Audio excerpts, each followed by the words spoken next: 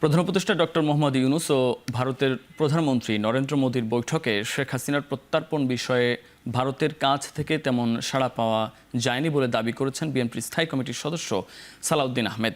সকালে রাজধানীতে নিজ বাসভবনে এক সাক্ষাৎকারে তিনি বলেন, বৈঠকে দেশের স্বার্থ সংশ্লিষ্ট বিষয়গুলো নিয়ে আলোচনা হওয়ায় তাকে স্বাগত জানায় বিএনপি। তবে দেশটির কাছ থেকে এ নিয়ে প্রত্যাশা মাফিক সাড়া মেলেনি।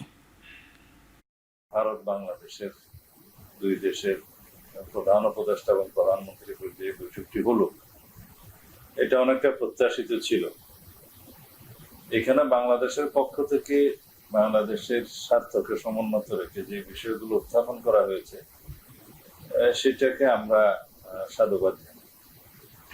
যেমন শেখ হাসিনাকে প্রত্যাবর্তনের জন্য ফেরত দেওয়ার জন্য যে বিষয়, তিস্তা পানি চুক্তি এবং সীমান্ত হত্যার বিষয়টি, এটা বাংলাদেশের প্রত্যেক মানুষের হৃদয়ের কাছাকাছি অবস্থান করে এই শুরু।